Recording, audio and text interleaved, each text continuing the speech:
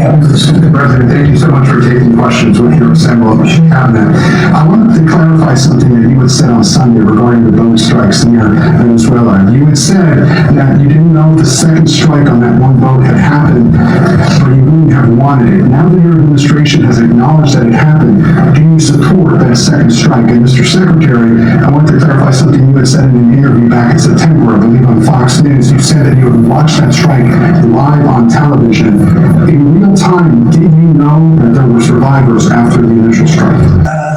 No, they did an amazing job, and Pete has done an amazing job. You could probably better answer the question.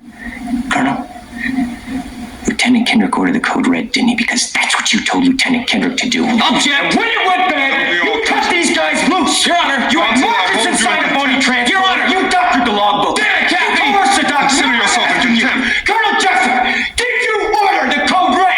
You don't have to answer that question. I'll answer the question. You got to start with the baseline, which Marco laid out and Boyce laid out. We got 20 million people invading our country over 4 years. We don't know where they're coming from. That includes Tren de Aragua and cartels and violent criminals. They bring drugs, and you mentioned it, Mr. President, poisoning, an intentional poisoning of the American people, killing hundreds of thousands of Americans. So the president had the courage to designate these cartels as designated terrorist organizations. Now, a number of us here served in the military and spent 20 years fighting terrorists like Al-Qaeda and ISIS on the other side of the world. How do you treat Al-Qaeda and ISIS? Do you arrest them and treat them, pat them on the head and say, don't do that again? Or you end the problem directly by taking a lethal, kinetic approach. And that's the way President Trump has authorized the War Department to look at these cartels. And I wish everybody could be in the room watching our professionals like Mitch Bradley, Admiral Mitch Bradley, and others at JSOC and SOCOM and other commanders. The deliberative process, the detail, the rigorous, the intel, the legal, the evidence-based way that we're able to, with sources and methods that we can't reveal here, make sure that every one of those drug boats is tied to a designated terrorist organization. We know who's on it, what they're doing, what they're carrying. All these white bales are not Christmas gifts from Santa.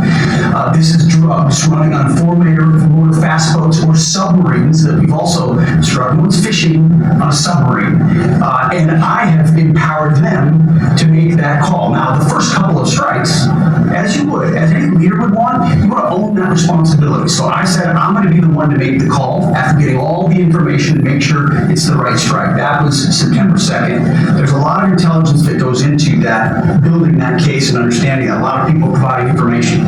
I watched that first strike log. As you can imagine, in the Department of War, we got a lot of things to do. So I didn't stick around for the hour and 2 hours, whatever, where all the sensitive site exploitation digitally occurs. So I moved on to my next meeting. A couple of hours later, I learned that that commander had made, which he had the complete authority to do, and by the way, Admiral Bradley made the correct decision to ultimately sink the boat and eliminate the threat. He sunk the boat, and eliminated the threat.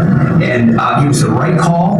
We have his back, and the American people are safer because narco-terrorists know you can't bring drugs through the water and eventually on land if necessary to the American people. We will eliminate that threat, and we're proud to do it. So you didn't see any survivors, to be clear, after that strike? I did not personally see survivors, but I stand, because the thing was on fire. It was exploded in fire, smoke, you can't see anything, you got digital. This is called the fog of war. This is what you in the press don't understand. You sit in your air-conditioned offices or up on Capitol Hill and you nitpick and you plant fake stories in the Washington Post about kill everybody, phrases on anonymous sources not based in anything, not based in any truth at all. And then you want to throw out really irresponsible terms about American heroes, about the judgment that they made. I wrote a whole book on this topic because what politicians and the press does to warfighters. President Trump has empowered commanders to do what is necessary, which is dark and difficult things in the dead of night on behalf of the American people. We support them, and we will stop the poisoning of the American people. And Mr. Secretary, on the second strike, you said it happened more than an hour after the first strike. I have to remember the exact amount of time. I already stated my answer quickly. I have neither the time nor the inclination to explain myself to a man who rises and sleeps under the blanket of the very freedom that I provide, and then questions the manner in which I provide it. I would rather you just said thank you and went on your way. Otherwise, I suggest you pick up a weapon and stand a post.